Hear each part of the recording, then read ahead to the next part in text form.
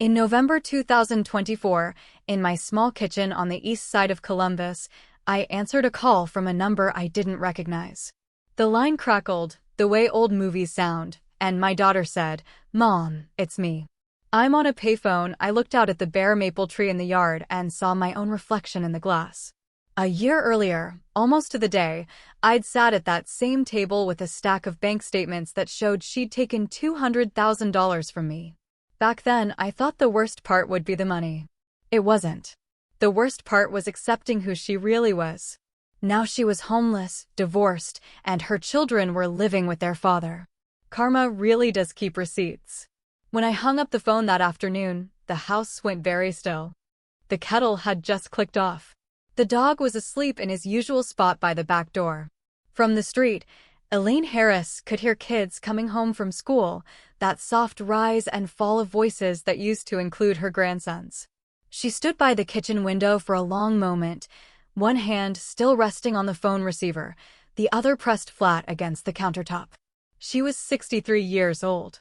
Her hair had gone mostly gray in the past 5 years, cut short now in a practical style that required nothing more than a quick brush in the morning.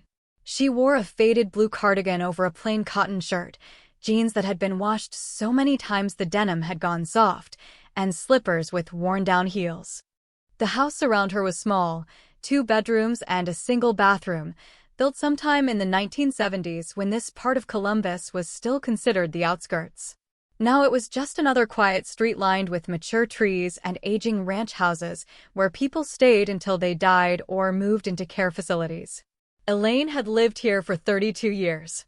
She'd raised her daughter here, buried her husband here, in the sense that this was the house they'd returned to after the funeral, the place where his clothes had hung in the closet for 6 months before she'd finally donated them. The mortgage had been paid off 8 years ago, a small victory she'd celebrated alone with a cup of tea and a sense of relief so profound it had made her cry. That relief felt very far away now.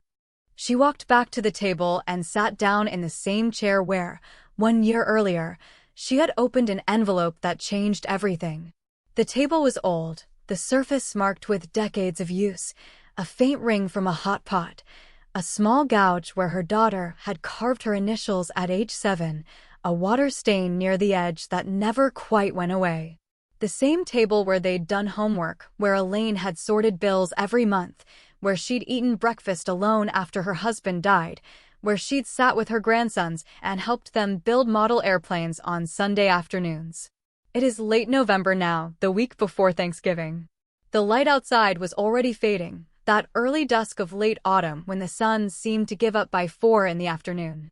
The bare branches of the maple tree moved slightly in the wind, a sound like whispering that Elaine had learned to ignore years ago. Inside, the house was warm, the furnace clicking on at regular intervals, the dogs breathing a steady rhythm from his place by the door. Elaine thought, 1 year. 1 year since that first envelope from the bank.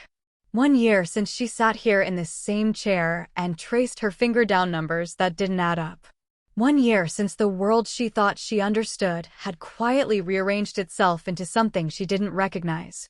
Back then, in November 2023, she had been semi-retired from the medical clinic where she'd worked as an office manager for nearly 30 years. She still went in 3 days a week, mostly because she liked the structure and the people, and because sitting at home alone felt too much like waiting for something to happen. Her finances had always been simple, the kind of straightforward budget that fit on a single sheet of paper. The house, paid off, a modest retirement account that she contributed to regularly, a savings account with enough cushion to handle emergencies, a checking account for monthly expenses. Nothing complicated. Nothing that required sophisticated understanding or constant monitoring. She trusted her daughter, Lauren, with anything that involved computers or online forms.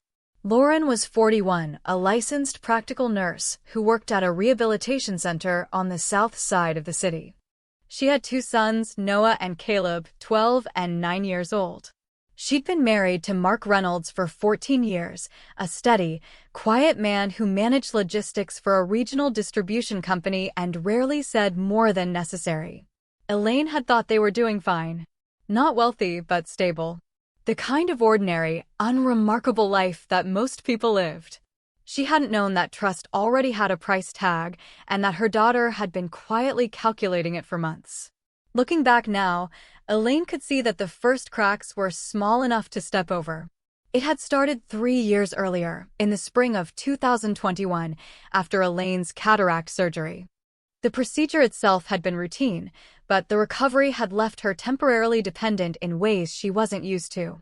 Her vision had been blurry for weeks, making it difficult to read fine print or navigate computer screens. She couldn't drive for a month. Simple tasks like sorting mail or reading medication labels became frustrating exercises in squinting and guessing. Lauren had stepped in immediately, the way daughters do when their mothers need help. She'd driven Elaine to follow-up appointments, picked up prescriptions, and helped with grocery shopping. And then, one afternoon while sitting at this same kitchen table, she'd said, "Mom, let me set up autopay for your bills. It'll be easier. You won't have to worry about due dates while your eyes are healing." It seemed reasonable.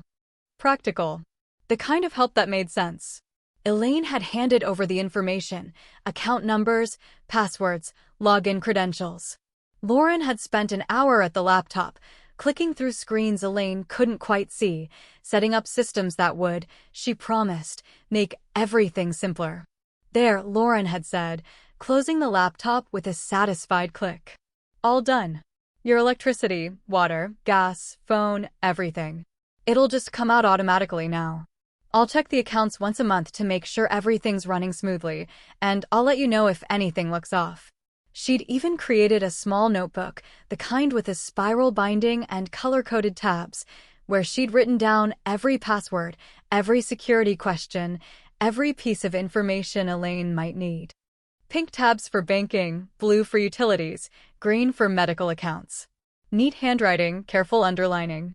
It looked organized, trustworthy, like something a responsible person would do. "You don't need to worry about this stuff anymore," Lauren had said, smiling. "Just enjoy yourself. Rest. Let your eyes heal." Elaine had been grateful. She'd hugged her daughter and said thank you and felt lucky to have someone who cared enough to help with the tedious parts of life. That gratitude felt like a different century now. Over the following months, once Elaine's vision had fully recovered and she'd returned to her normal routines, she'd noticed small shifts. Nothing dramatic. Nothing that set off alarm bells. Just little inconsistencies that she'd noted briefly and then dismissed. Lauren had started to snap when Elaine asked to see a bank statement. Not loudly, not in a way that felt like real anger, but with a sharp edge that hadn't been there before. "Why don't you trust me?" she'd say, frowning. "I'm handling it. Everything's fine. Do you think I'm stealing from you or something?" The question had been asked with a laugh, as if the very idea were absurd. Elaine had laughed too, awkwardly, and let it drop. Because of course Lauren wasn't stealing. That would be ridiculous. She was just busy, stressed, juggling work and kids and a household. It made sense that she'd be a little defensive if her mother seemed to be questioning her competence. Then there were the references to money. Lauren had started using phrases that made Elaine uncomfortable, though she couldn't quite say why. "Our money," she'd say casually, when talking about something in Elaine's account. "We should move some funds around. We need to make sure we're covered," as if the boundary between Elaine's finances and Lauren's had dissolved without anyone officially acknowledging it. There were new shoes on Lauren's feet one day when she stopped by, expensive-looking sneakers in a pale gray suede. Elaine had commented on them, and Lauren had shrugged. "Oh, these? I've had them forever." Just clean them up, but Elaine was certain she'd never seen them before, and the soles looked pristine, unmarked by any real wear. Weekend trips started appearing on Lauren's calendar, quick getaways with Mark to a bed and breakfast upstate or a concert 2 hours away. Each time, Lauren would mention how they'd finally scraped together enough or how they'd been saving for months, but those comments sat oddly against their constant complaints about being broke. At family dinners, Mark would say things like, "We're just trying to keep up," or "Things will level out soon," always with a weary tone that suggested they were barely making it. But when Elaine picked up her grandsons for their weekly visits, the boys would mention things that didn't match that narrative. A new television in the living room, a bigger screen than the old one. A game system that appeared one Saturday. New bikes in the garage. Once, Noah had said, "Mom got us a trampoline," with genuine excitement, and when Elaine had asked about it later, Lauren had waved it off as a really good sale. Couldn't pass it up. The math didn't work. The story didn't hold together. But Elaine hadn't pressed. She'd told herself that maybe they'd gotten a bonus, maybe Mark's company had paid out something extra, maybe they'd been smarter with their budget than they let on. People didn't always share the full picture of their finances, and that was their right.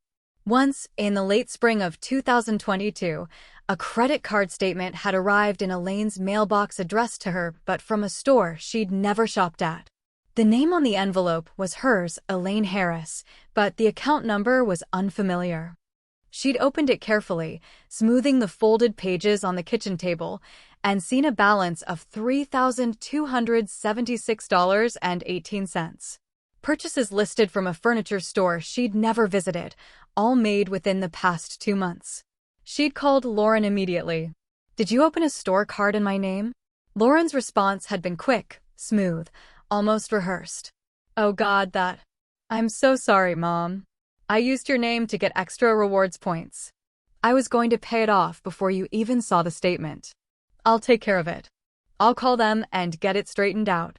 "But why would you? It's just how they do it now. Everyone does it. You get better financing if you use the primary cardholder's name. I should have asked first. I'm sorry. I'll handle it." Elaine had wanted to argue, to say that this didn't feel right, that using someone else's name without permission wasn't something everyone did. But Lauren had sounded so matter-of-fact, so unconcerned, that Elaine had let herself believe it was a minor misstep, an administrative shortcut that had gone slightly off track. The statement had never appeared in her mailbox again. Elaine had assumed Lauren had paid it off, closed the account, fixed the mix-up. She hadn't checked. She'd wanted it to be true, so she'd accepted it as true. That pattern had repeated itself over and over. Small questions that Lauren deflected. Small inconsistencies that Elaine explained away. A slow, quiet erosion of boundaries that Elaine hadn't recognized until it was too late. By the time the thick envelope arrived in early November 2023, Elaine had stopped asking questions. She'd learned that asking made things tense, made Lauren defensive, made family gatherings awkward. It felt easier to just trust that her daughter, who'd always been competent and organized, had everything under control. The envelope from the bank was thicker than usual. It arrived on a Tuesday, mixed in with the regular mail. A flyer from a grocery store, a reminder about a dental appointment, a magazine subscription she'd forgotten she had. Elaine had carried the small stack inside and set it on the kitchen counter while she made lunch, a simple sandwich and a cup of soup. The dog had been lying in his usual spot, the house had been quiet, the afternoon had felt entirely ordinary. She'd sorted through the mail while she ate, setting aside the junk, opening the reminder about the dental appointment. The thick envelope sat at the bottom of the stack, labeled with her bank's logo and the words "Annual Equity Review" printed in bold across the top. Elaine had stared at it for a long moment before opening it. She'd had a strange feeling, the kind that comes from nowhere and settles in your stomach like a stone. 30 years working in a medical office had taught her to pay attention to that feeling. It was the same instinct that made nurses pause before a shift change, the same warning system that made doctors double-check a chart before signing off. Your body knows something before your mind catches up. She'd opened the envelope carefully, sliding her finger under the flap and pulling out the folded pages inside. The letter was printed on heavy paper, the bank's letterhead at the top, her name and address below it. The first paragraph thanked her for being a valued customer. The second paragraph congratulated her on maintaining consistent payments on your home equity line of credit. Elaine had read that line 3 times. Home equity line of credit. She didn't have a home equity line of credit. The third paragraph listed the current balance, $198,430.72. Elaine had set down her sandwich. Her hands had gone cold. She'd read the letter again, slower this time, focusing on each word as if they might rearrange themselves into something that made sense. We appreciate your continued partnership and responsible financial management. Your account remains in good standing with regular monthly payments processed as scheduled. Please review the enclosed summary of account activity for the past 12 months. She'd unfolded the second page, a detailed statement showing transactions dating back 18 months. The line of credit had been opened in May of 2022. The opening balance had been $20,000.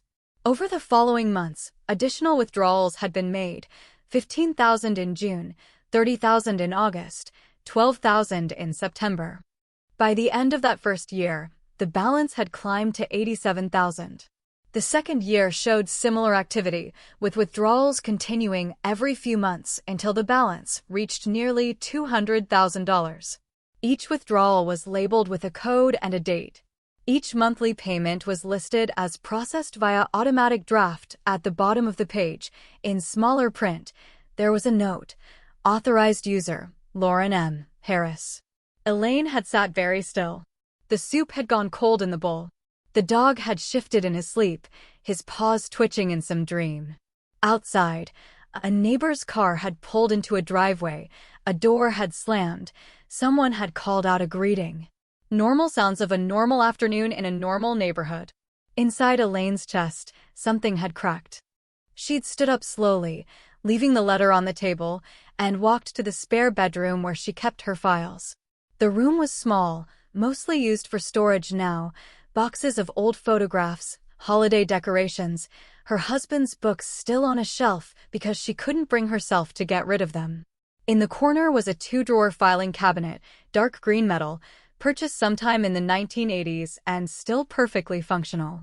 She'd opened the top drawer and pulled out the folder labeled Mortgage and Property. Inside were the original closing documents from when she and her husband had bought the house in 1992. The refinancing papers from 8 years ago when she'd locked in a lower rate, the final payment confirmation showing the mortgage had been satisfied in full. She'd spread them out on the bed and gone through each page, looking for anything that mentioned a line of credit. Nothing. No line of credit. No second mortgage. No equity loan.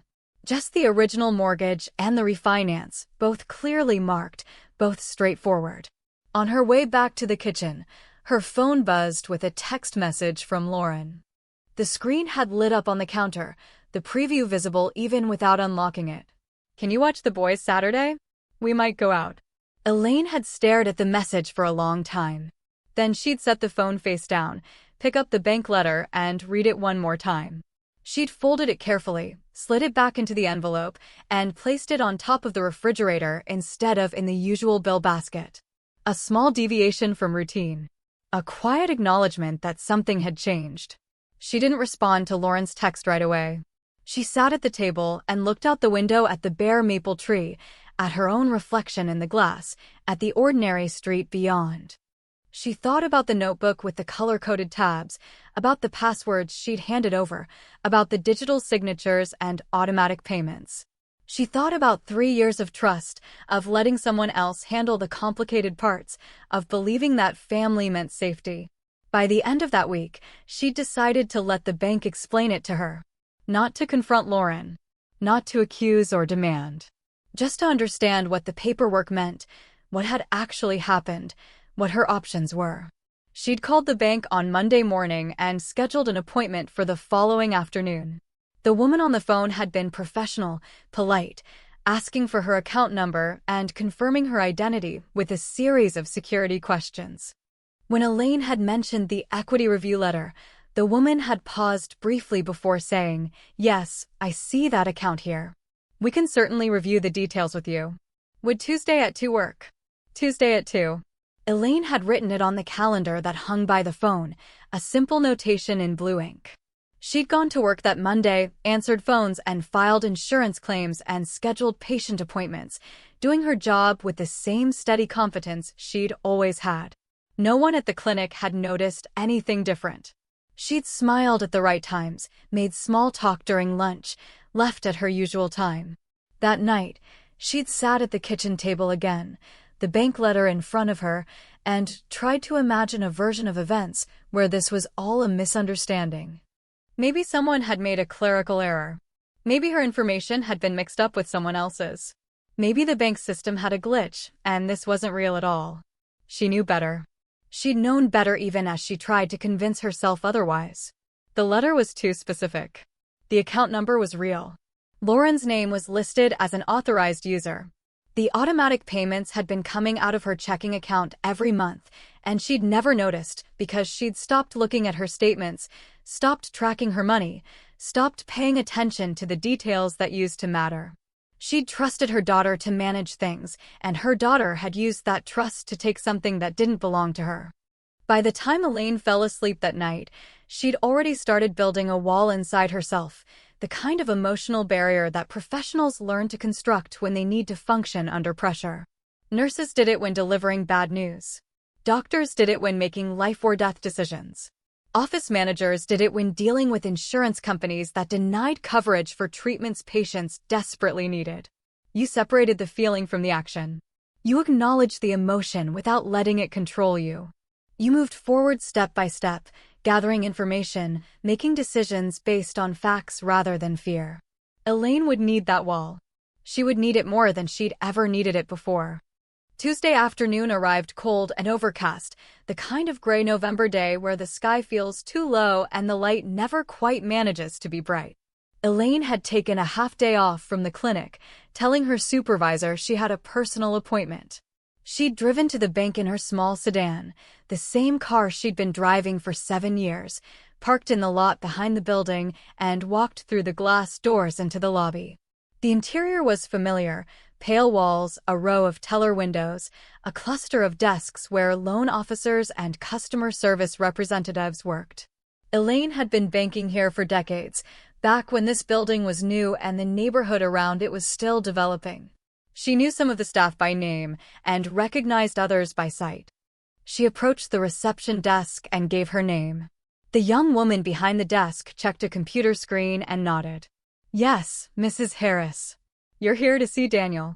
He'll be with you in just a moment. You can have a seat over there." Elaine sat in one of the upholstered chairs near the window and waited. She'd brought the bank letter with her, along with the folder of mortgage documents from her filing cabinet. They sat in her lap, held together with a rubber band, a small bundle of paper that represented her entire financial history with this institution. After a few minutes, a man in his early 40s approached, wearing a dark suit and a name tag that read Daniel Ortiz, Customer Service Manager. He smiled politely and extended his hand. "Mrs. Harris? I'm Daniel. Thanks for coming in. Why don't we step into my office?" She followed him to a small room off the main lobby, glass walls giving a view of the teller area but providing enough privacy for a quiet conversation. He gestured to a chair across from his desk and settled into his own seat, turning his computer monitor slightly toward him. "So," he said, pulling up her account on the screen, "you had some questions about your equity line." Elaine placed the bank letter on his desk. "I received this in the mail last week.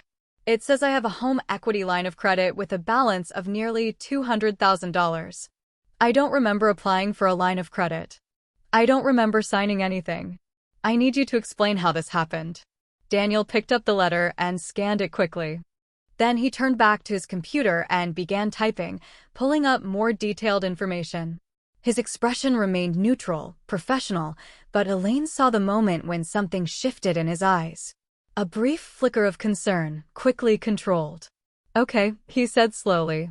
"Let me pull up the full account history." He clicked through several screens, his eyes moving rapidly across the information. Then he paused, leaned back slightly, and turned the monitor just a fraction away from Elaine, the way people do when they see something they don't want to share immediately. "Mrs. Harris," he said carefully, "the line of credit was opened 18 months ago, in May of 2022.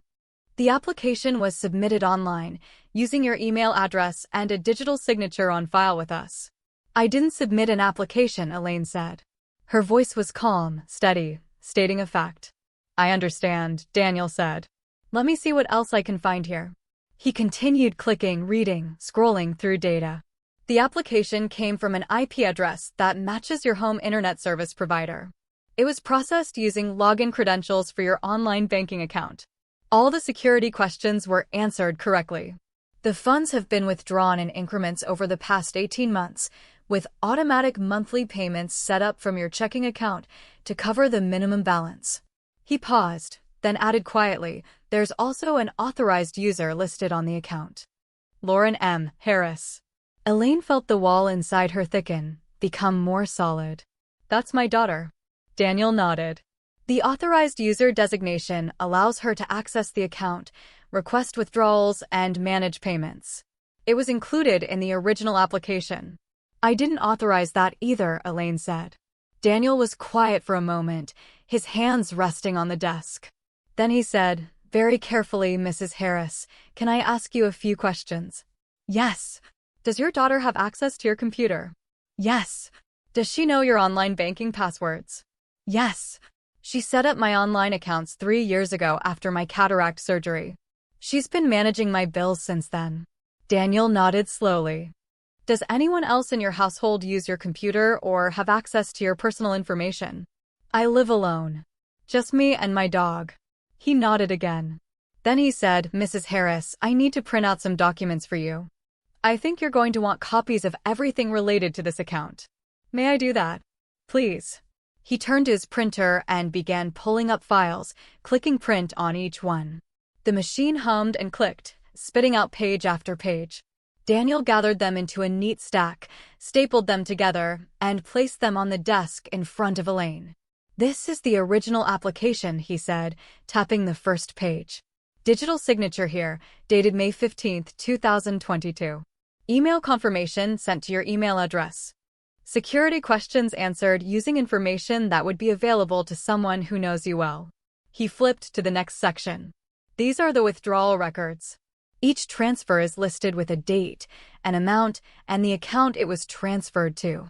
All of these went into a checking account at this same bank, an account in the name of Lauren M. Harris." He continued through the stack, pointing out details: the automatic payment setup, the monthly statements that had been sent to Elaine's email address but marked as read almost immediately, the notification settings that had been changed to reduce alerts. When he finished, Daniel folded his hands on the desk and looked at Elaine directly. "Mrs. Harris, I'm not supposed to give legal advice, but I've seen situations like this before. What I can tell you is that this meets the criteria for what the bank would classify as fraudulent activity. If you didn't authorize this line of credit, and if someone used your personal information to access it without your knowledge or consent, that's a serious issue." "What happens now?"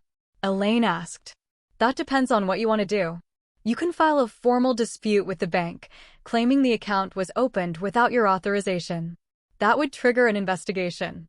You can also file a police report, which would start a separate legal process. Or you can try to resolve this privately through your own means." He leaned forward slightly. "But I need to tell you, if you do dispute this, the bank is going to look at all the details. They're going to see that the authorized user is your daughter, that the withdrawals went directly into her account, and that this pattern continued for 18 months. If the bank determines this was fraud, they're going to want someone held accountable. And based on the paper trail, that someone would likely be her." Elaine absorbed this information without visible reaction. "What do I owe right now?" "The current balance is $198,430.72.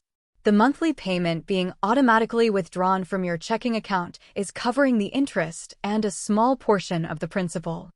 At the current rate, you'd be paying this off for approximately 23 more years." 23 years. Elaine would be 86 years old. Long past retirement. Long past any ability to recover financially from this kind of debt. She picked up the stack of papers Daniel had printed and stood up. "Thank you for your time. I'll need to think about what to do next." Daniel stood as well. "Mrs. Harris, if you need any additional information, please don't hesitate to call me directly." He handed her a business card. "And if you do decide to file a formal dispute, the sooner you start that process, the better." Elaine took the card, placed it carefully in her purse along with the stack of papers, and left the bank. She sat in her car for a long time before starting the engine, staring at the dashboard, her hands resting on the steering wheel.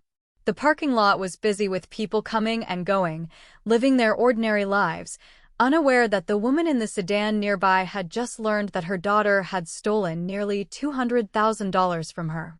On the drive home, Elaine stopped at a pharmacy. She went inside, found the office supplies aisle, and selected a 3-ring binder in dark blue, a package of tab dividers, and a box of sheet protectors.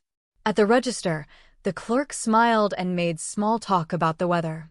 Elaine responded automatically, pleasantries she'd learned to deliver without thinking. She paid cash, carried the bag to her car, and continued home. Inside her kitchen, she spread the papers from the bank across the table and began organizing them. The binder sat open beside her.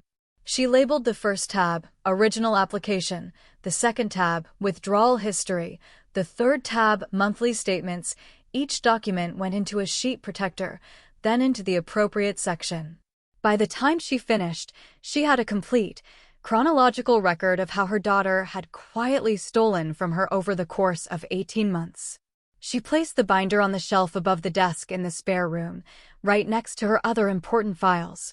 Then she made herself a cup of tea and sat at the kitchen table, looking out at the maple tree, watching the afternoon light fade into evening. Her phone buzzed with a text from Lauren. "Did you see my message about Saturday? Can you watch the boys?" Elaine read the message twice. Then she set the phone down without responding. She sipped her tea. She listened to the dog snoring softly by the back door. She thought about trust and betrayal, about color-coded notebooks and automatic payments, about 18 months of silence and the careful construction of a lie. By the time she finished her tea, she'd made a decision. She wouldn't confront Lauren. Not yet. Not until she understood the full scope of what had happened and what her options were. She needed more information. She needed to talk to someone who dealt with these situations professionally, someone who could help her understand the legal landscape she was now navigating. That night, she sat down at her computer and began searching for legal aid services in Columbus that specialized in elder financial abuse. The term felt strange, almost offensive. She wasn't elderly. She was 63, still working, still independent, still capable. But the websites she found all used that language: elder abuse, financial exploitation, theft from vulnerable adults. People over 60 who had been taken advantage of by family members, caregivers, or other trusted individuals. She found a clinic that offered free initial consultations. She wrote down the phone number and address. Then she continued searching, reading articles about financial fraud, about the legal definitions of theft and unauthorized access, about what happened when family members used each other's identities and accounts without permission. The more she read, the clearer the picture became. What Lauren had done wasn't just ethically wrong. It was illegal. Multiple laws addressed exactly this kind of situation: identity theft, financial exploitation, fraudulent use of credit. The penalties ranged from fines to jail time, depending on the amount and the circumstances. Elaine didn't want to send her daughter to jail. The thought made her feel sick, made her question everything she was considering. But she also didn't want to spend the next 23 years paying off a debt she'd never agreed to take on, watching her retirement savings disappear into monthly payments while her daughter continued living beyond her means. She closed the laptop and sat in the dark kitchen for a long time. The house was quiet except for the furnace clicking on, the dog's soft breathing, the occasional sound of a car passing on the street. Eventually, she went to bed, but sleep came slowly, interrupted by dreams she couldn't quite remember in the morning. The next day, she called the legal aid clinic and scheduled an appointment for the following Thursday. The woman on the phone had been kind, patient, explaining that Elaine would need to bring any documentation she had: bank statements, letters, emails, anything that showed what had happened. Elaine had said yes, she had documentation, she had a binder full of it. Thursday came. Elaine took the morning off from work, citing a personal appointment again. Her supervisor hadn't asked questions. Elaine had worked there long enough to earn some flexibility, some trust that she would make up the hours or handle her responsibilities regardless of occasional absences. The legal aid clinic was in an older building downtown, the kind of place that had probably been elegant in the 1920s, but now felt worn and utilitarian. The waiting room had mismatched chairs, a water cooler in the corner, and posters on the walls about tenant rights and consumer protection. Elaine checked in at the front desk and sat down with the binder in her lap. After about 15 minutes, a woman in her early 50s came out and introduced herself as Karen Mills. She wore a practical pantsuit and carried a yellow legal pad. She smiled at Elaine, not with pity but with a kind of steady recognition, as if she'd seen this situation many times before and knew exactly what it meant. "Mrs. Harris? Come on back." They sat in a small office, barely larger than a closet, with a desk piled high with file folders and a single window that looked out onto an alley. Karen gestured for Elaine to sit and pulled her chair around to the same side of the desk, closing the distance between them. "So," Karen said gently, "tell me what brought you here." Elaine opened the binder and began. She started with the cataract surgery, the way Lauren had offered to help, the creation of the online accounts, and the password notebook. She described the envelope from the bank, the appointment with Daniel, the discovery of the line of credit she'd never authorized. She walked Karen through each tab in the binder, each document, each transfer into Lauren's account. Karen took notes as Elaine spoke, occasionally asking clarifying questions. How long had the accounts been open? Did anyone else have access to Elaine's personal information? Has there been any other unusual financial activity? When Elaine finished, Karen set down her pen and looked at the binder, then at Elaine. "Mrs. Harris, I'm going to be very direct with you. What you've described is financial exploitation. In Ohio, that's classified as elder abuse if the victim is 60 or older. Given the amount involved, close to $200,000, this would be considered a felony." Elaine had expected this, but hearing it stated so plainly still made her chest tighten. Karen continued, "The law defines this as knowingly obtaining control over a person's property or funds through deception, intimidation, or exploitation of the person's diminished capacity. In your case, your daughter used your trust and your temporary vision impairment to gain access to your accounts and credit. Then she used that access to open a line of credit in your name and withdraw funds for her own benefit. What happens if I report this?" Elaine asked. "If you file a police report and the prosecutor decides to pursue charges, your daughter could face criminal penalties. Depending on the amount, she could be looking at several years in prison. There would also be a civil component, where the court could order her to repay the money, but realistically, if she doesn't have assets, that may not result in actual repayment." Karen leaned forward. "But here's the thing, you don't have to go the criminal route. You can also handle this privately, through civil means. You could work with an attorney to draft legal documents that protect your assets going forward, require your daughter to acknowledge the debt, and set up safeguards so this can't happen again. That might be a less destructive path if your goal is to protect yourself without completely severing the family relationship." "I don't know what my goal is," Elaine said quietly. "I just want this to stop. I want my house protected. I want to make sure this doesn't happen again." Karen nodded. "That's understandable. And that's something a good attorney can help you with. What we do here is initial consultation and referrals. Based on what you've told me, I think you need to speak with someone who specializes in estate planning and financial abuse cases. I can give you a few names." She wrote on a sticky note, then handed it to Elaine. "Start with David Klein. He's been practicing for about 30 years, handles a lot of cases like yours. He's not flashy, but he's thorough, and he understands the emotional complexity of these situations. Tell him Karen Mills referred you." Elaine took the note and tucked it into her purse. "Thank you. One more thing," Karen said. "You're not overreacting. A lot of people in your situation feel guilty, like maybe they should just let it go because it's family. But $200,000 is not something you let go. That's your security, your future. You have every right to protect that." Elaine nodded, not trusting herself to speak. She left the clinic and sat in her car for a while, holding the steering wheel with both hands. Then she pulled out her phone and called the number Karen had given her. A receptionist answered, and Elaine asked if Mr. Klein had any availability for a consultation. The receptionist checked the schedule and offered an appointment the following Tuesday. Elaine said yes. That weekend, she watched her grandsons. Lauren dropped them off Saturday morning, breezing in with her usual energy, talking fast about errands she needed to run and appointments she had to keep. She didn't mention money. She didn't ask about the bank letter. She seemed entirely unburdened by the knowledge of what she'd done.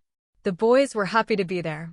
They played with the dog, helped Elaine make cookies, built a fort out of couch cushions in the living room. Noah, the older one, talked about school, about a science project he was working on, about his upcoming birthday. Caleb, quieter and more observant, spent most of the afternoon drawing at the kitchen table while Elaine washed dishes. At one point, Caleb looked up and said, "Grandma, can we sleep here tonight?" "Not tonight, honey. Your mom's picking you up after dinner." "Why not?" "Because that's the plan we made." He went back to his drawing, but Elaine could see the disappointment in his small shoulders.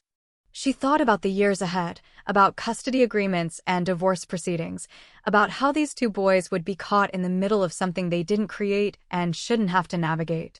When Lauren came to pick them up that evening, she thanked Elaine with a quick hug and ushered the boys out the door. As they walked to the car, Elaine stood on the porch and watched them go. Lauren didn't look back. Tuesday came. Elaine arrived at David Klein's office 15 minutes early. The building was older, the kind with worn carpet and narrow hallways, but the office itself felt solid and professional. The receptionist was friendly, offering coffee or water, and within a few minutes, Mr. Klein appeared. He was in his late 50s, medium height, with gray hair and a calm, measured way of moving. He shook Elaine's hand and led her into his office, which was lined with bookshelves and file cabinets. His desk was neat, organized, with a single yellow legal pad in the center and a pen placed precisely beside it. "Mrs. Harris," he said, settling into his chair. "Karen Mills spoke very highly of you. She said you've been dealing with a difficult situation and that you're looking for guidance on how to proceed." Elaine opened the binder and placed it on his desk. "This is what's happened over the past 18 months. For the next hour, she walked him through everything, just as she'd done with Karen. Mr. Klein listened without interrupting, occasionally jotting notes on his pad. When she finished, he leaned back in his chair and steepled his fingers, thinking. "First," he said, "let me say that you're remarkably organized. This binder is more thorough than what most people bring when they've been dealing with financial exploitation. It's going to make things much easier as we move forward." "Thank you," Elaine said. "Second, I want to confirm what Karen likely told you. This is a clear case of financial abuse. Your daughter used your trust and your identity to access funds without your knowledge or consent. In Ohio, that's a criminal offense. But he held up a hand. Whether you pursue criminal charges is entirely your decision. What I'm here to do is help you understand your options and support whatever choice you make." He leaned forward. "Let me ask you a question. What outcome do you want?" Elaine had been thinking about that question for days. "I want my house protected. I want to make sure she can't do this again. I want my grandsons taken care of. And I don't want to spend the rest of my life paying for something I didn't agree to." Mr. Klein nodded. "All of those are achievable. Here's what I propose. We take a multi-step approach. First, we revoke any power of attorney or authorization you've given your daughter. We change all your passwords, open new accounts if necessary, and create a clear barrier between your finances and hers. Second, we work with the bank to restructure this debt in a way that's manageable for you, possibly negotiating a settlement or a payment plan that doesn't destroy your retirement. Third, we put your house into an irrevocable trust with your grandsons as beneficiaries. That way, even if something happens to you, your daughter can't claim the property. Fourth, we draft a document for your daughter to sign, acknowledging the debt and agreeing to relinquish any future claims to your estate. If she signs, we keep this private. If she refuses, you have the option to pursue legal action." He paused. "Does that sound like a reasonable path?" "Yes," Elaine said. "That sounds exactly like what I need." "Good. Then let's get started. I'll need some time to draft the documents, probably a week or two. In the meantime, I want you to take some immediate steps." He handed her a printed checklist. "Change every password on every account you have. If your daughter sets up autopay or has access to any of your online systems, shut those down and rebuild them under new credentials. Open a new checking account at a different bank and start routing your deposits there. Don't tell your daughter what you're doing. If she asks, just say you're updating your systems for security reasons. Elaine took the checklist. What if she realizes something's wrong? Let her realize it. You're not doing anything illegal or unethical. You're protecting your own finances. If she has a problem with that, it confirms what we already know. She was relying on continued access to your accounts. Over the next 2 weeks, Elaine followed Mr. Klein's instructions methodically. She opened a new account at a credit union on the other side of town, transferring her retirement direct deposit there. She changed every password, using a system Mr. Klein's office had recommended, and stored the new information in a safe deposit box rather than in a notebook at home. She went to the county office and filed paperwork to revoke the power of attorney she'd signed years earlier when her vision had been compromised. Lauren noticed. She called one evening, her voice tight with frustration. "Mom, something's wrong with your online banking. I tried to log in to check your bills and it's saying my password is incorrect." "I changed the passwords," Elaine said calmly. "Why?" "I'm updating my security. There was a notice from the bank about fraud protection. But I've been managing those accounts for years." "I know. I appreciate your help, but I'm handling it myself now." There was a long silence. Then Lauren said, "You don't trust me. I'm just taking care of my own finances." "That's not what this is about." Lauren's voice had shifted, become defensive, almost angry. "This is about you thinking I did something wrong." Elaine didn't respond to the accusation. She just said, "I need to go. I'll talk to you later." She hung up before Lauren could say anything else. The documents from Mr. Klein arrived in mid-December. He called to let her know they were ready and suggested a meeting to review everything before approaching Lauren. Elaine scheduled it for the following week. In Mr. Klein's office, she read through each document carefully. The trust papers were dense, full of legal language, but the core message was clear. Elaine's house would be held in trust for her grandsons, with strict conditions that prevented Lauren from accessing it or claiming it. The acknowledgement of debt was simpler, a single-page document that outlined the $200,000 balance, required Lauren's signature confirming she was responsible for it, and stated that she relinquished any claim to Elaine's estate until the debt was repaid in full. "Is this enforceable?" Elaine asked. "Absolutely. Once she signs, it becomes a binding legal agreement. If she violates it, we have clear grounds to pursue both civil and criminal remedies. And if she refuses to sign, then you file a formal dispute with the bank and a police report. The investigation moves forward, and she faces the legal consequences. But I suspect she'll sign. Most people do when they realize the alternative is much worse."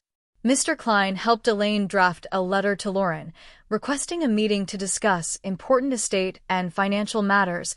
They set the meeting for a Wednesday afternoon in early January 2024, deliberately choosing a neutral time when Mark would be at work and the boys would be in school. The location would be Elaine's kitchen, the same place where Lauren had first offered to help 3 years earlier. Elaine sent the letter via certified mail, requiring a signature. Lauren called 2 days after receiving it, her voice wary. "What's this about, Mom? We need to update some paperwork. I've hired an attorney to help with estate planning." "Why do you need an attorney?" "Because I'm getting older and I want things organized properly. It's just standard procedure." "Can you come on the 15th at 3? "I guess," Lauren said slowly. "Is this about the password thing?" "It's about making sure everything is in order for the future." Lauren agreed, though her tone suggested she wasn't convinced. Elaine hung up and marked the date on her calendar. The days leading up to the meeting felt both endless and too short. Elaine rehearsed what she would say, how she would present the information, but she also knew that once the meeting started, things would unfold in their own way. She couldn't script her daughter's reaction. She could only control her own response. On the morning of January 15th, Elaine cleaned the kitchen, set out 3 mugs, and made a fresh pot of coffee. She placed the binder on the table but kept it closed. At 2:45, Mr. Klein arrived, carrying his briefcase and legal pad. They sat together for a few minutes, going over the plan one more time. At 3 o'clock exactly, Lauren's car pulled into the driveway. Elaine met her at the door. Lauren was still in her work scrubs, her hair pulled back in a ponytail, her face flushed from the cold. She stepped inside, shrugging off her coat, already talking. "I only have about an hour. I need to pick up the boys by 4:30. "What's this about?" Elaine gestured toward the kitchen. "This is Mr. Klein. He's helping me with some estate updates." Lauren stopped when she saw the second person at the table. Her expression shifted, confusion mixing with something that might have been alarming. "Why is a lawyer here?" "Because this is a legal matter," Elaine said calmly. "Please sit down." Lauren sat slowly, her eyes moving between Elaine and Mr. Klein. "What's going on?" Mr. Klein spoke first, his tone neutral and professional. "Mrs. Harris has asked me to help her address some financial issues that came to her attention recently. We're here today to review those issues with you and discuss a path forward." Elaine opened the binder and turned it so Lauren could see the first page. The application for the home equity line of credit, with Lauren's name listed as an authorized user. "I received this letter from the bank 6 weeks ago," Elaine said. "It informed me that I have a line of credit with a balance of nearly $200,000. I didn't apply for this line of credit. I didn't authorize it. But it was opened using my information, and the funds have been transferred into your account over the past 18 months. Lauren's face went white, then red. "Mom, wait.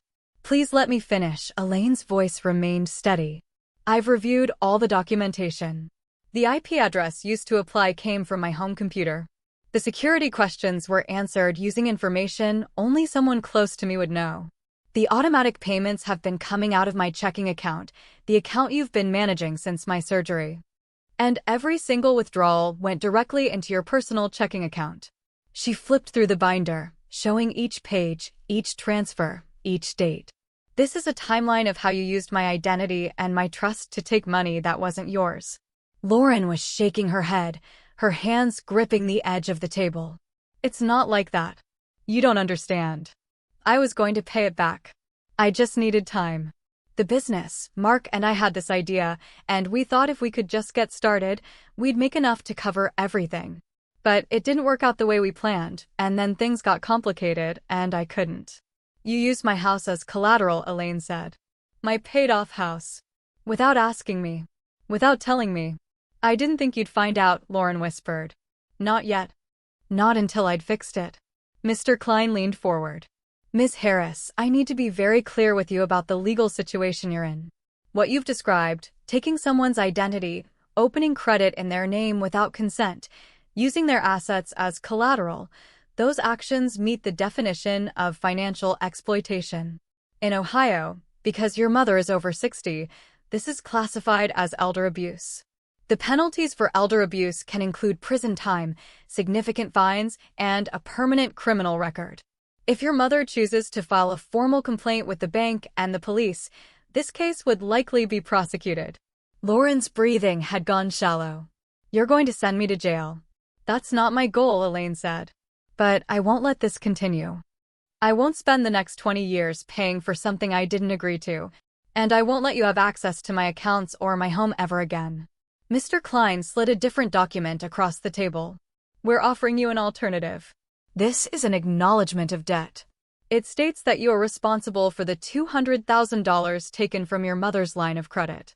It requires you to relinquish any claim to her house, her estate, or any future inheritance. And it gives your mother the legal right to place her assets into a trust that you cannot access. If you sign this, your mother will not press criminal charges.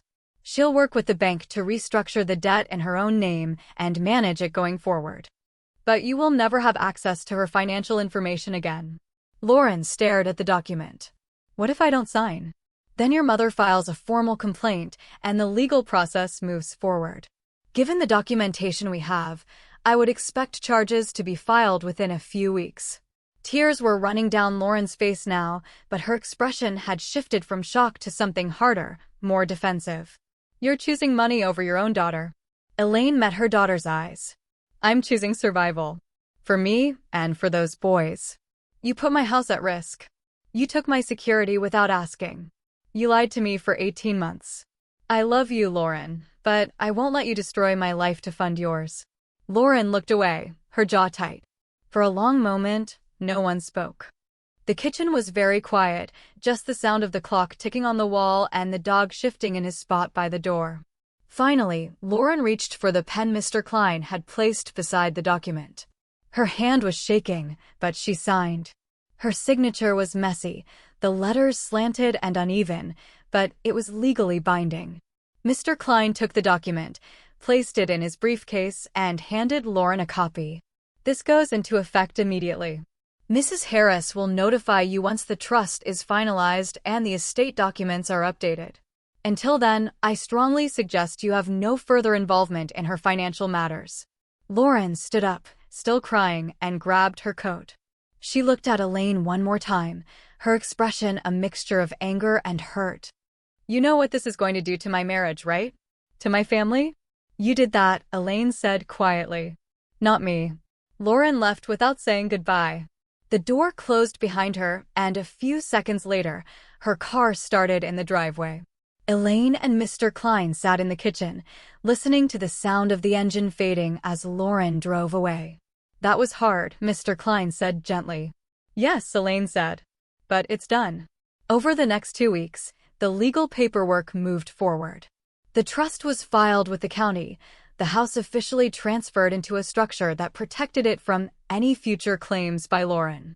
Elaine's will was rewritten, specifying that Lauren would receive no inheritance until the debt was repaid in full, and designating the boys as primary beneficiaries with their father, Mark, as trustee until they reached adulthood. In late January, Mr. Klein made one more move that Elaine hadn't requested but had quietly approved. He prepared a detailed packet of financial records, copies of the line of credit application, the transfer history, the acknowledgement of debt Lauren had signed. He placed these documents in a manila folder with no cover letter, no explanation, just the papers themselves. Then he mailed it to Mark Reynolds' attorney. Elaine never asked Mr. Klein to do this. When he mentioned it in passing during a follow-up meeting, she simply nodded and said, I understand. She didn't confirm or deny her involvement. She didn't discuss it further. She just let the information exist in the world, available to anyone who needed to see it. By March, Lauren and Mark were in marriage counseling. By April, the counseling had shifted into separation discussions. By June, Mark had moved out, taking the boys with him to a rental house on the other side of Columbus. Elaine learned about these developments in small pieces, through brief conversations with Mark when he called to arrange visits with the boys. He was careful not to speak badly about Lauren, but his tone carried a weight that didn't need explanation. We're working through some things, he'd say. Or, the boys are adjusting, or I think this is better for everyone in the long run. The divorce proceedings stretched through the summer. Elaine was called to provide testimony in a deposition, sitting in a conference room with lawyers and a court reporter while they asked her questions about the line of credit, the timeline, and the documents. She answered each question with simple, factual sentences. Yes, those are my bank statements. No, I did not authorize that withdrawal. Yes, that is my daughter's account number. She didn't embellish. She didn't editorialize. She just confirmed what the documents already showed. In August, the judge granted Mark primary custody of Noah and Caleb. The ruling cited financial instability, a pattern of deceptive behavior, and concerns about Lauren's judgment. Lauren was granted supervised visitation every other weekend, with the possibility of expanded access contingent on her completing financial counseling and maintaining stable employment. Elaine was not surprised. She'd seen this outcome forming from the moment she'd signed the trust papers. Judges looked at patterns. They looked at behavior over time. They looked at who had acted responsibly and who had acted recklessly. The signed acknowledgement of debt, the documented transfers, the timeline of exploitation, all of it painted a clear picture. Through all of this, Elaine maintained her routines. She went to work 3 days a week at the clinic. She refinanced the legitimate portion of her remaining debt with the bank, negotiating a payment plan that was manageable on her retirement income. She sold her car and bought a smaller, more fuel-efficient model, paying cash. She picked up a few extra hours at the clinic, not because she desperately needed the money, but because the structure and the social interaction kept her grounded. She stopped responding to Lauren's late-night texts, the messages that swung wildly between apology and accusation. "You ruined my life," one message said. "You know I never meant to hurt you," another said. "The boys hate me because of you," a third said.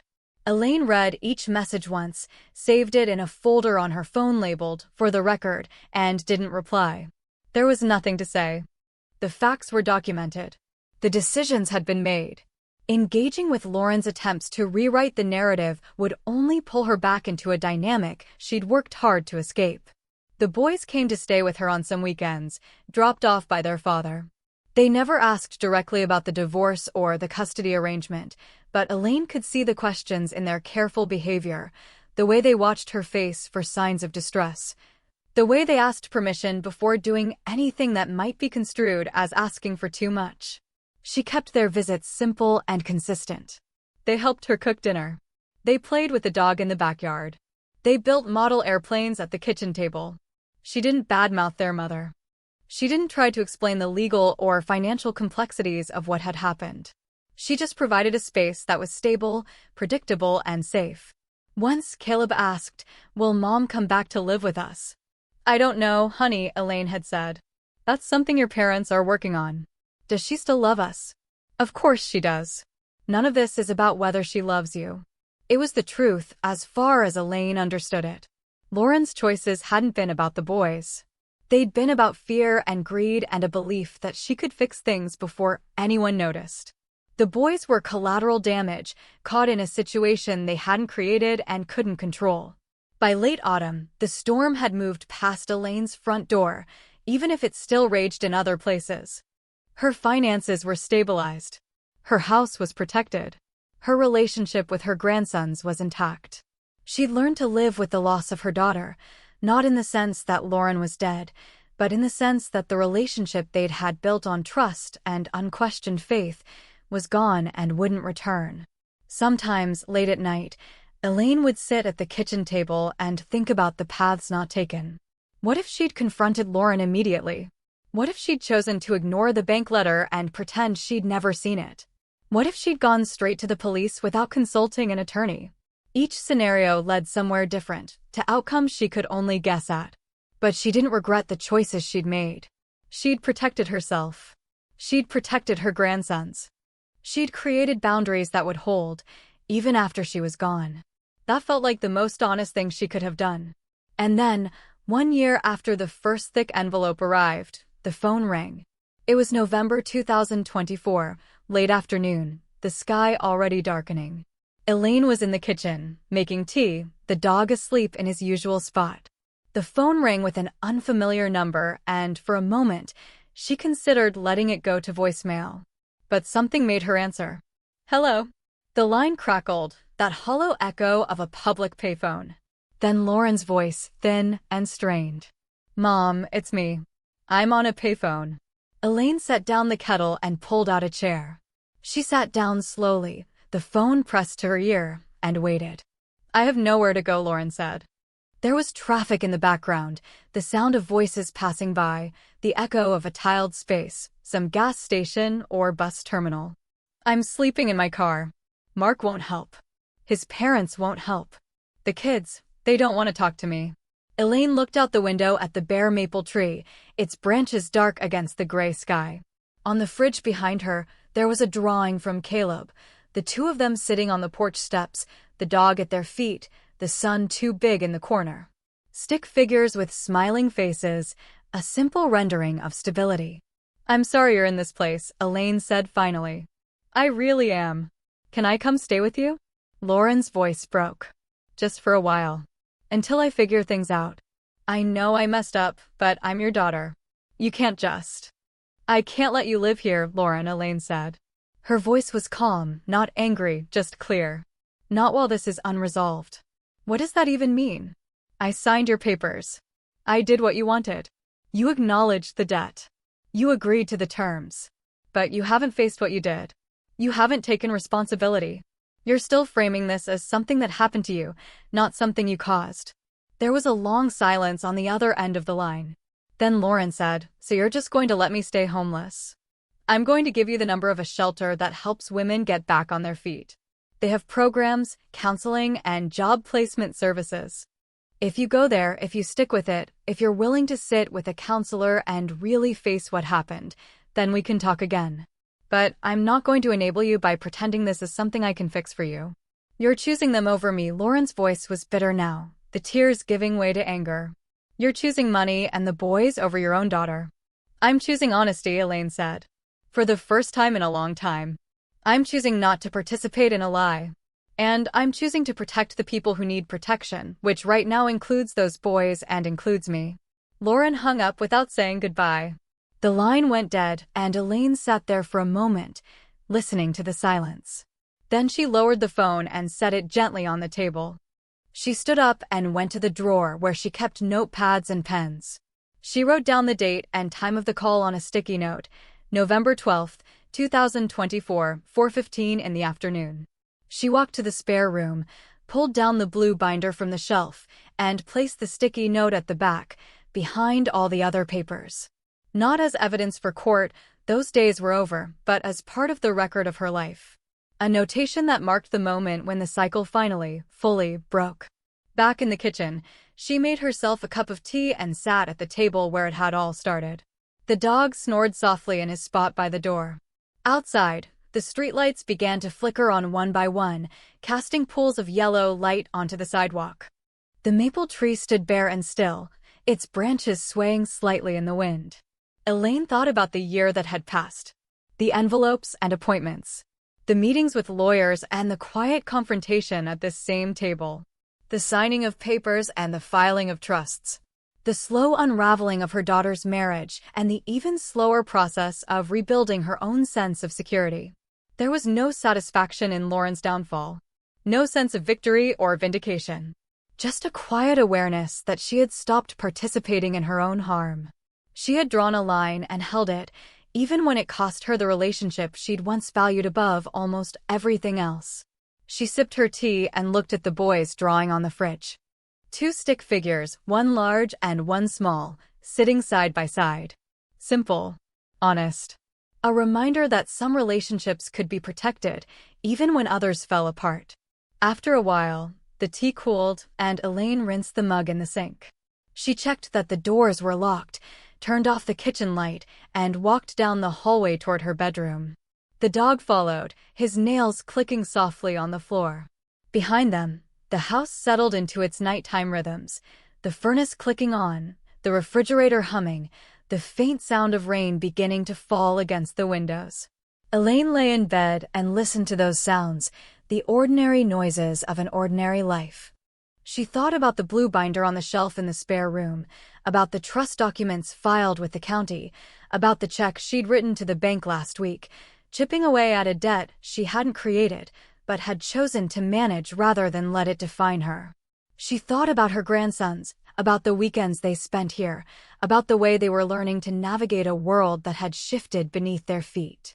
She thought about Mark, steady and practical, doing his best to give his sons a stable foundation. And she thought about Lauren, somewhere out there on a cold November night, sleeping in a car or sitting in a shelter or calling someone else who might offer rescue. She felt sorrow for that, real and deep. But she also felt clear. The choices Lauren had made were Lauren's to live with. The consequences that followed were fair, even if they were painful. Elaine closed her eyes and let herself drift toward sleep. The last thing she heard before the darkness took her was the soft sound of rain, steady and clean, washing over the roof and the yard and the street beyond. A sound that promised nothing and asked for nothing, just the quiet certainty of water falling where it needed to fall, the way things do when you stop trying to control them and just let them be. By morning, the rain had stopped. Elaine woke to pale sunlight filtering through the curtains, the dog stretching at the foot of the bed, the smell of coffee from the timer she'd set the night before. She got up, dressed in her usual clothes, jeans, a sweater, comfortable shoes, and went to the kitchen. The binder sat on the shelf where she'd left it. The phone sat silent on the counter. The calendar on the wall showed November 13th, 2024, a Thursday, a workday. She had a shift at the clinic starting at 9. She poured herself a cup of coffee, let the dog out into the backyard, and stood at the window watching him sniff around the perimeter of the fence. The maple tree looked stark in the morning light, its branches bare but strong, rooted deep in the earth. Elaine thought about the year ahead. The final payments on the restructured debt. The continued visits from her grandsons. The possibility, however distant, that Lauren might eventually do the work required to rebuild some semblance of trust. Or the equal possibility that she wouldn't, and this distance would become permanent. Either way, Elaine knew she would be all right. She had her house, her job, her routines. She had the boys' laughter on weekends, the dog's steady presence, the small satisfactions of a life lived on her own terms. She had learned something essential over the past year, that love doesn't require surrender, that boundaries aren't betrayals, and that sometimes the most loving thing you can do is refuse to be destroyed by someone else's choices. She finished her coffee, rinsed the mug, and gathered her things for work. As she locked the front door behind her and walked to her car, she thought about the call from the payphone. Lauren's voice, desperate and angry. The request for rescue. The refusal. She'd done the right thing. She knew that. Not the easy thing, not the comfortable thing, but the right thing. And that knowledge settled in her chest like a weight she could carry, solid and real and hers. The clinic was busy that day, the waiting room full of patients, the phones ringing constantly. Elaine moved through her tasks with practiced efficiency, greeting people at the desk, updating files, coordinating schedules. At lunch, she sat in the break room with 2 other staff members, eating a sandwich she'd packed that morning and listening to their conversation about holiday plans and weekend trips. No one asked about her personal life. She'd never been the type to share much at work, and her colleagues respected that. She was known as reliable, competent, and kind. A woman who showed up on time, did her job well, and left quietly at the end of her shift. That suited her fine. In the afternoon, an older patient approached the desk, a woman in her 70s with a walker and a tired smile. "I need to update my insurance information," she said. "My daughter's been handling it, but I think something got mixed up." Elaine pulled up the woman's file and reviewed the information on the screen. There were discrepancies, small but noticeable. Wrong policy numbers, outdated addresses, coverage that didn't match what the patient described. "Do you want me to call your daughter to clarify?" Elaine asked. The woman hesitated, then said quietly, "Maybe I should handle it myself from now on." Elaine met her eyes and nodded. "I can help you with that. Let's go through it step by step." They spent the next 20 minutes updating the account, confirming details, making sure everything was correct and current. When they finished, the woman reached across the desk and patted Elaine's hand. "Thank you, dear. Sometimes we forget we can still manage our own affairs." "Sometimes we need reminding," Elaine said gently. After work, she drove home through the early dusk, the sky already darkening even though it was barely 5 o'clock. She stopped at the grocery store and bought supplies for the weekend, ingredients for the boys' favorite meals, snacks they liked, a bag of treats for the dog. At the register, she paid with her debit card, watching the screen as the transaction processed, the balance in her account steady and secure. At home, she unloaded the groceries, fed the dog, and made herself a simple dinner. She ate at the kitchen table, looking out at the darkening yard, thinking about the weeks ahead. Thanksgiving was coming. She'd offered to host Mark and the boys, a small gathering, nothing elaborate. Mark had accepted, grateful for the invitation, mentioning that his parents would be out of town and he didn't want the boys to feel like the holiday had been canceled. Elaine had already started planning the menu: turkey, mashed potatoes, green beans rolls. A pumpkin pie from the bakery because she'd never been good at making pies from scratch. Simple, traditional, comforting. The kind of meal that said family without requiring anyone to pretend things were perfect. After dinner, she sat in the living room with a book, the dog curled up beside her on the couch. The house was quiet, warm, and peaceful. Outside, the wind picked up, rattling the windows slightly, but inside everything felt solid. Around 9, Her phone buzzed with a text from Mark. Boys wanted me to ask if they can bring their new puppy to Thanksgiving. Dad's dog, technically, but they're attached. Elaine smiled and typed back, of course. The more the merrier. 3 dots appeared, then disappeared, then appeared again. Finally, thank you for everything, Elaine. I mean it. She didn't know how to respond to that, so she just sent a simple thumbs-up emoji. Mark didn't need her gratitude or her explanations. He just needed stability for his sons, and she could provide that without making it complicated. The weeks passed. November gave way to December. The weather turned colder, snow flurries dusting the streets, holiday decorations appearing in neighbors' windows. Elaine worked her shifts at the clinic, attended a staff holiday party where she smiled politely and left early, bought modest gifts for her grandsons and wrapped them in simple paper. She heard nothing from Lauren. No calls, no texts, no attempts to reach out. She didn't know if her daughter had gone to the shelter she'd recommended or if she'd found some other path. She told herself it didn't matter, that Lauren's choices were Lauren's responsibility now.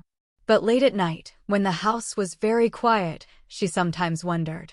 Once, she Googled the name of the shelter and looked at their website.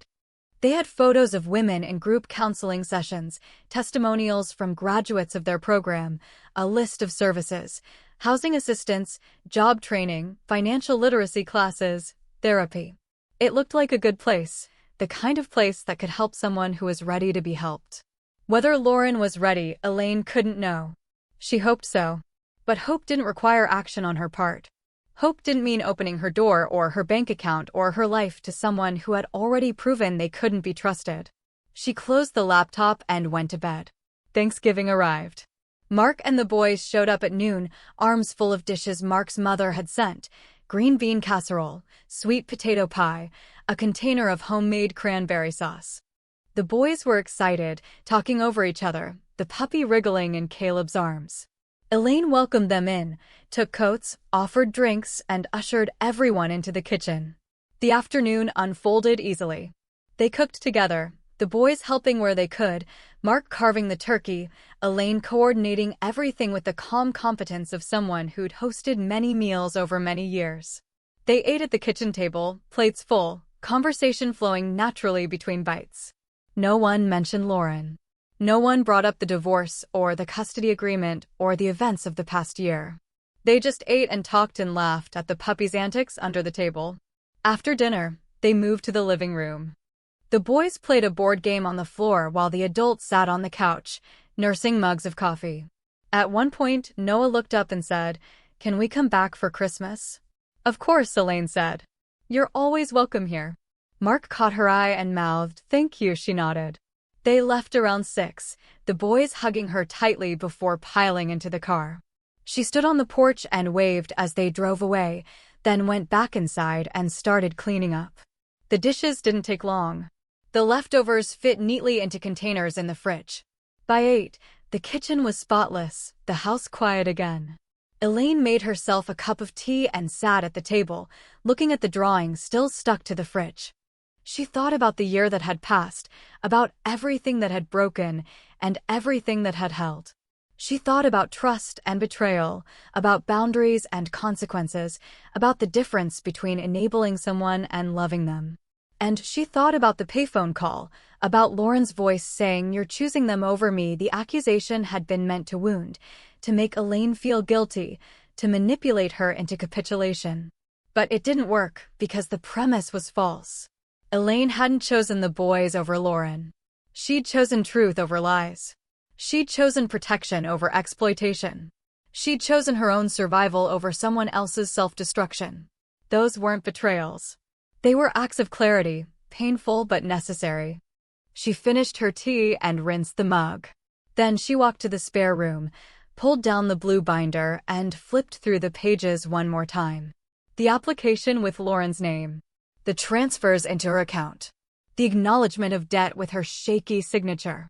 The sticky note marking the date of the payphone call.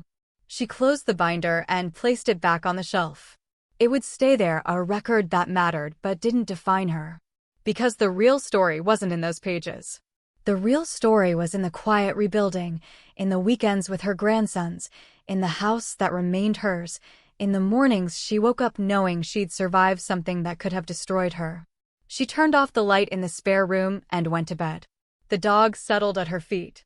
The house creaked softly around her. Outside, the wind had died down, leaving the night still and cold. Elaine closed her eyes and thought about the year ahead. Whatever it brought, she would face it from a place of strength, not weakness. From a foundation she'd rebuilt herself, one careful choice at a time. And that, she thought as sleep began to claim her, was enough. More than enough. It was everything.